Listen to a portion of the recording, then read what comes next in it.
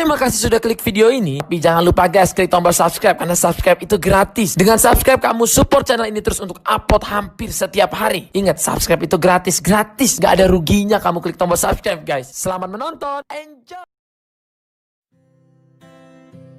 Siapa sih yang nggak kenal Indomaret dan Alfamart? Kedua minimarket ini kehadirannya dapat ditemui pada hampir setiap sudut kota di Indonesia. Menariknya, keduanya seakan ingin saling mengungguli satu sama lain dengan membuka gerai-gerai yang saling berdekatan. Keduanya bahu-membahu saling mengikuti jejak pesaingnya. Setiap kali salah satu membuka gerai baru, maka pesaingnya ini juga membuka gerai di wilayah yang sama. Bahkan bisa bersebelahan ataupun berhadapan. Pernah nggak sih kita tanya, apa yang menyebabkan fenomena ini terjadi? Mengapa Indomaret selalu berdekatan dengan Alfamart? Begitupun sebaliknya.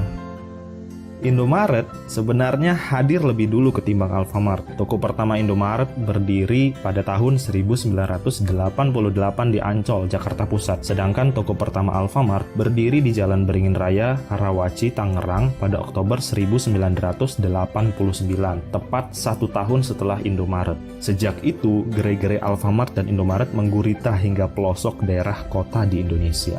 Penasaran? Berikut 5 alasan penyebab fenomena ini.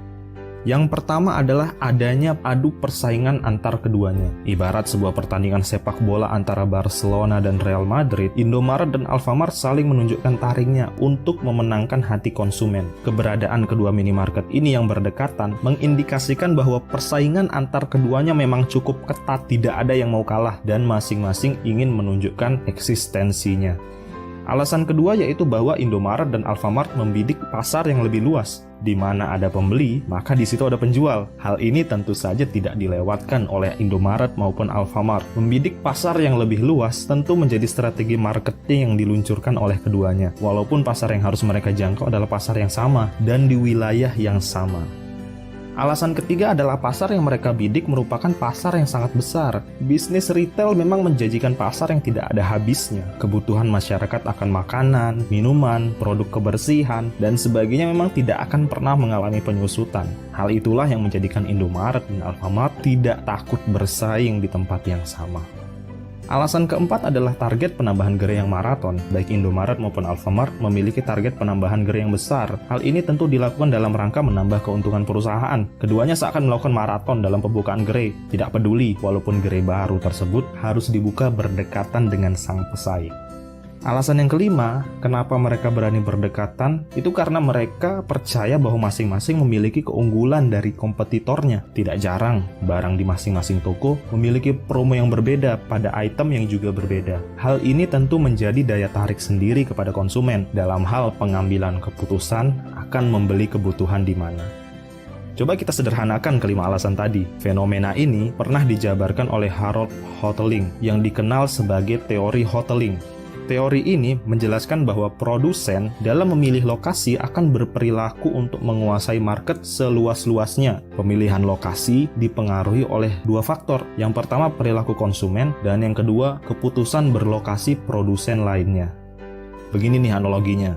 Kita ibaratkan ini adalah sebuah lapangan. Terdapat seorang pedagang, sebut saja Cilok Kang Asep. Di hari pertama, dia berjualan sendirian. Jadi bisa dikatakan dia adalah penguasa pasar dari pengunjung lapangan tersebut. Di mana Kang Asep akan meletakkan gerobak ciloknya agar benar-benar menguasai lapangan tersebut? Oh ya jelas, di tengah-tengah lapangan. Itu adalah lokasi paling strategis dan setiap pengunjung pasti dapat menjangkau lokasi tersebut. Kita asumsikan pendapatan Kang Asep adalah 100% dari pelanggan di hari tersebut. Kemudian di hari kedua, datanglah pedagang cilok lain, sebut saja Cilok Kang Bandi. Tentu Kang Bandi akan menjadi pesaing Kang Asep. Kang Asep dipaksa membagi pelanggannya kepada Kang Bandi. Di manakah Kang Bandi akan meletakkan gerobaknya? Pertimbangannya begini, jika Kang Bandi meletakkan gerobaknya di sisi barat lapangan, dia akan mendapatkan 25% dari pelanggan. Sedangkan Kang Asep yang berada di tengah lapangan akan mendapatkan 75% dari pelanggan. Kang Bandi ini berhasil meraup 25% pasarnya Kang Asep. Tapi pada kondisi ini, Kang Asep lebih untung dong. Bagaimana cara Kang Bandi supaya menambah pemasukannya? Dia akan pindah ke titik equilibrium atau titik keseimbangan. Di mana lokasi tersebut? Betul, Kang Bandi akan memindahkan gerobaknya ke tengah lapangan, pas berdekatan, bersebelahan dengan gerobak milik Kang Asep. Dia memiliki keyakinan bahwa cilok yang dijualnya itu lebih enak. Dengan kondisi ini, maka seluruh calon pembeli di lapangan tersebut dipaksa memilih di mana dia akan membeli cilok.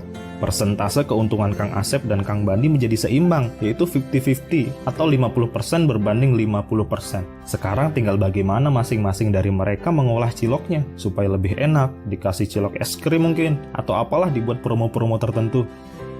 Cerita persaingan Kang Asep dan Kang Bandi dalam menjual cilok inilah yang bisa jadi menggambarkan persaingan antara Indomaret dan Alfamart yang lokasinya selalu berdekatan. Mereka tidak mau kalah satu sama lain. Mereka membidik pasar yang sama, menjual barang-barang yang sama, karena mereka memiliki keyakinan bahwa mereka punya sesuatu yang lebih baik dibanding kompetitornya.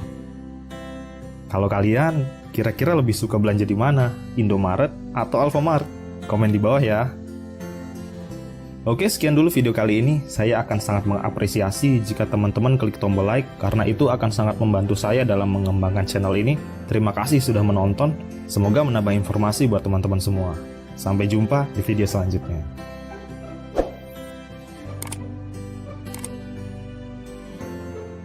Fase jatuh bangun dalam berbisnis harus dilalui. Bisnis itu ibarat naik sepeda. Kita bisa belajar dari buku bagaimana caranya naik sepeda. Walaupun begitu, kita pasti nggak bisa langsung naik sepeda. Untuk bisa naik sepeda, kita harus coba sendiri. Jatuh bangun berkali-kali, hingga akhirnya kita bisa naik sepeda. Itulah makna berbisnis bagi UFO. Silahkan komen di kolom komentar, pelajaran apa yang kalian dapat dari kisah inspiratif ini. Selain itu, komen juga, mau tahu kisah inspiratif apa lagi yang saya review di video berikutnya. Saya undur diri, jangan lupa subscribe channel